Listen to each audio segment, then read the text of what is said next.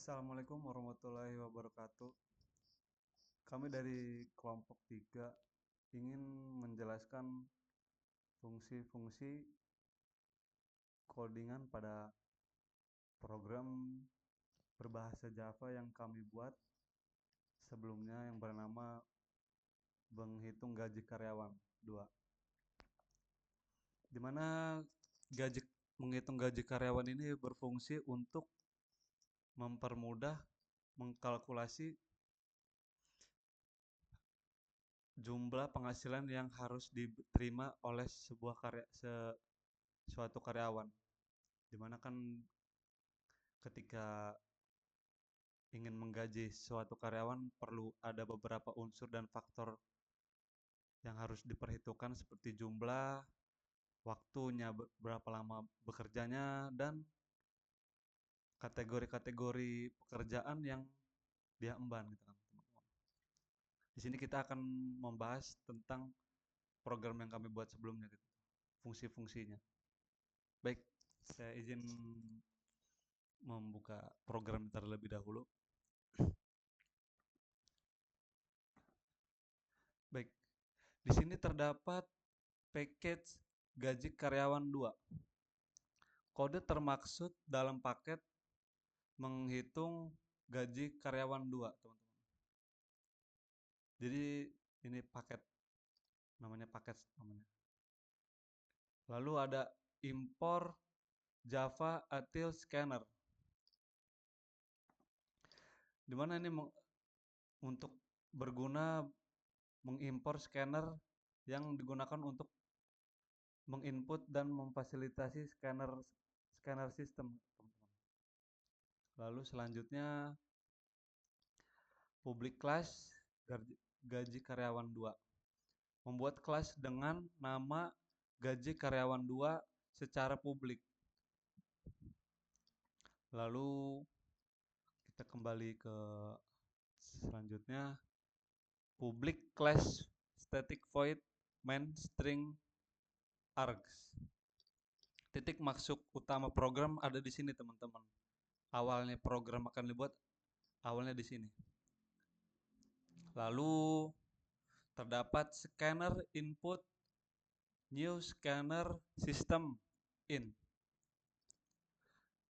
Membuat objek scanner dengan nama input yang akan digunakan untuk menerima input dari terminal atau konsol. Lalu terdapat lainnya seperti sistem out print program Java menghitung. Jadi ini fungsinya menampilkan teks atau bisa dibilang menampilkan output yang ada di sini, teman-teman. Nih. Jadi kita bisa melihat output atau informasi yang program keluarkan datanya gitu. Lalu terdapat lagi string nama. String nama mendeklarasikan variabel dengan tipe string bernama. Lalu terdapat char golongan. Char golongan ini mendeklarasikan variabel dengan tipe char bernama golongan. Jadi untuk menampilkan data golongan gitu, char. Lalu kita ke bawah dulu, teman-teman.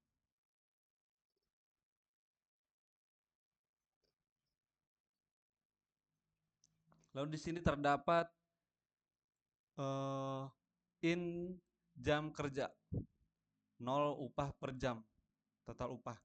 Jadi di sini mendeklarasikan variabel dengan tipe bernama jam kerja yang berisi data 0. Jadi ini data default ya, teman-teman. 0 ini nanti ininya kita akan merubah sesuai data yang kita butuhkan, misalnya berapa jam karyawan tersebut bekerja sesuai pekerjaannya, di mana ntar akan mengkalikannya upah per jam dengan total lama waktu yang telah dia kerjakan pekerjaannya, teman-teman. Lalu sistem outprint nama karyawan. Jadi membuat input yang dimasukkan ke dalam nama yang sudah dideklarasikan di atas sistem outprint. Lalu sistem outprint golongan membuat input yang dimasukkan ke dalam variabel golongan yang sudah dideklarasikan di atas, teman-teman.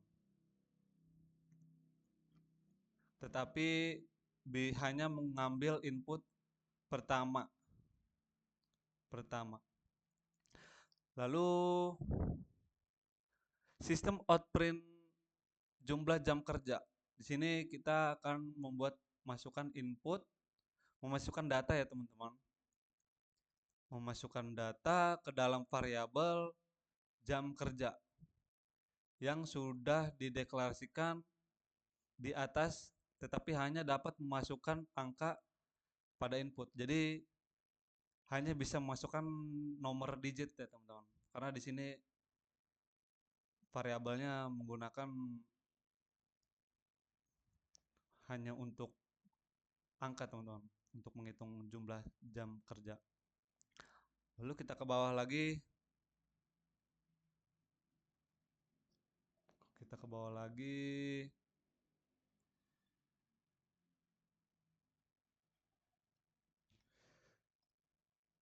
Sistem outprint, nah itu tadi, teman-teman, berakhir. Jadi karena kita sudah mengisi golongan A atau B atau C, nama karyawan, jumlah karyawan. Lalu kita akan menentukan jumlah upah per jam berdasarkan golongan. Switch golongan ini, teman-teman. Jika memasukkan golongan A, maka upah per jamnya adalah 5.000. Jadi kalau kita memasukkan data golongannya A, teman-teman, data golongan ini, nanti hitungannya akan berjumlah 5.000 per jamnya, teman. Misalnya kalau kita masukkan data A nih, jumlah jam kerjanya kita masukkan jumlah jam kerjanya 10 jam misalnya, teman-teman. Jadi kalau golongan A 5.000 kali 10 adalah 50.000, teman-teman. Lalu jika memasukkan golongan B, upah per jamnya adalah 7.000. Seperti contohnya tadi, teman-teman. Kalau kita misalnya memasukkan data golongannya adalah lebih. Contohnya seperti ini, teman. Saya praktekkan langsung. Saya run dulu sebentar ya.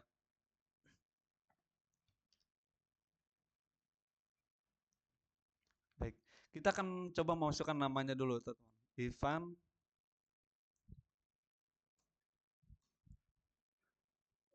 jangan. Kita ini kelompok 3.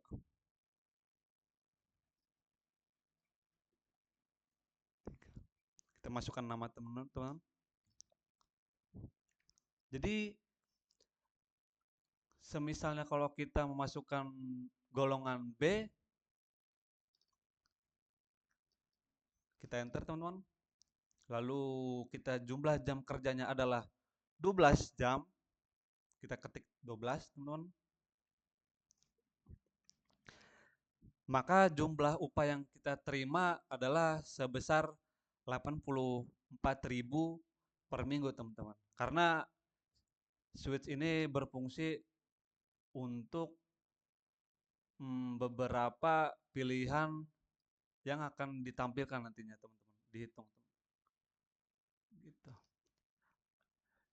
Begitu juga dengan C dan D. Upah per jamnya dikalikan dari data yang dimasukkan oleh variabel jam kerja ini teman-teman. Jumlah jam kerja ini nantinya akan dikalikan dengan upah per jam A, B, C, D teman-teman. Lalu